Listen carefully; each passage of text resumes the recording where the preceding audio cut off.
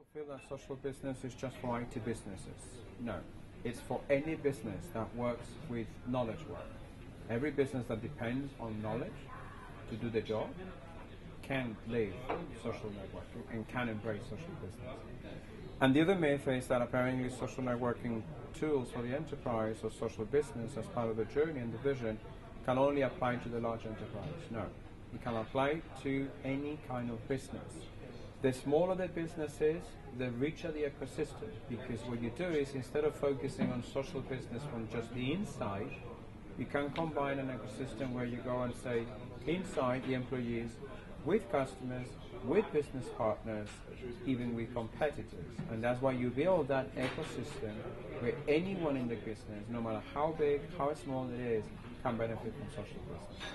Like I said, social business is not technology. It's not a set of tools. It's a journey, it's a vision on to transforming your business, any business. It's just a matter of saying, do I want to improve my business outcomes? Do I want to become more sustainable? Do I want to grow healthy as a business? If you do have that, and if your company depends on knowledge, you do not have an excuse any longer to actually embrace social business. It's just a matter of defining how, when, and why you will need to start.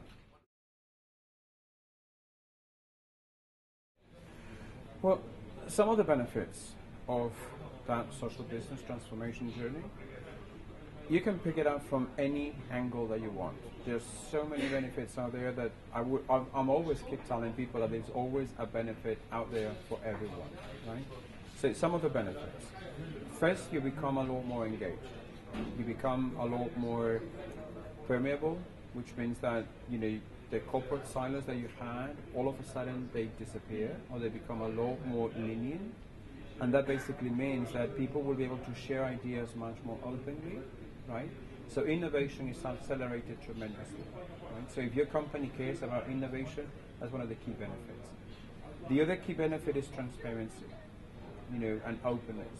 More and more customers are demanding that businesses are open and transparent about how they do business. Right? It's something that is being triggered by all of the recent financial problems, where there hasn't been enough transparency, and more customers are demanding to have that kind of transparency. Now, I'm not saying they should be transparent 100%, but you should not be 0%, which is what most companies are doing nowadays. So that's one of the additional benefits, that you will have better informed customers about what you do with your products, solutions, offerings, and also what you incorporate as part of improving that employee experience that will then reflect in the customer experience. Other benefits is that you become a lot more agile. As a starting point, you will be able to find experts much faster. Instead of taking you days to find an expert, it will take you a matter of minutes. You will be able to find information and resources, right resources for your right context of what you want to do straight away, right? Because you will be able to query information and people in almost real time. Now, if you have got more engagement, more transparency, and more agile for nimbleness, what you do as well is you have got more engaged employees. So you will be able, as another additional benefit, to retain your employees longer. Because people will be working in networks and communities, and you will give them the opportunity of a sense of belonging and a sense of ownership. So they will take a lot more responsibility in what you do, in this case in what they do. So they will not feel completely disengaged like it happens right now, right? An interesting thing as well with social networks as part of the other set of benefits is that eventually you inspire a new set of habits of how people become much more collaborative and much more open. So instead of people fighting with one another to see which one is the best, people actually care more for one another and they develop better products.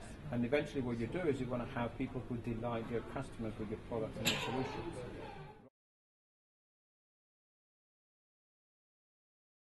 Well, I am starting to believe that leadership has no longer a choice in not involving themselves or in ignoring it, right? Why do I say that they no longer have a choice? The reason why I say that they no longer have a choice is because whether they care or not, their employees are going to do it. Their employees are already using these social networking tools to communicate and collaborate much more effectively. So one of the things that is happening is that before, most corporations were operating in silos, right? Small groups collaborating amongst themselves. And we were basically reinventing the wheel over and over again, which made us slow. In a time today, in a world of today where we need to react almost in real time, we can no longer afford living in silos. I can no longer afford having a leader who wants to lead by command and control or by micromanagement. I need a leader to lead, not to manage me, right? And one of the things that is happening is that leaders are seeing how their positions of power and influence are getting lower and lower than what they had before. And the reason for that is because information is now free. So people, the average knowledge worker, the average employee, they're starting to understand how they live on ideas and how they share those ideas, how they collaborate on those ideas, whether internally or with customers. And that's what helps them have a lot more freedom, a lot more autonomy, and most importantly, a lot more decision power. So instead of depending on their leaders to make decisions, they will be taking the responsibility of making those decisions. And that's the key message, how leadership basically cannot afford not embarking on it, because those employees will need guidance on how to actually be more effective for the business to generate more business revenue, right? And have better products, better solutions, happier customers, delighting customers and everything else. So leaders just basically can no longer ignore, not even say, I'm not going to be doing this. It's not a matter of, no, I won't be bothered, is how do I do it? How do I get involved? Right? That's the reason why I keep saying that we need to, the opportunity that social business is giving us is the opportunity to shape up a new kind of breed of leaders for the 21st century. People that instead of command and control and governed by fear, they lead people into becoming transformational for their organizations.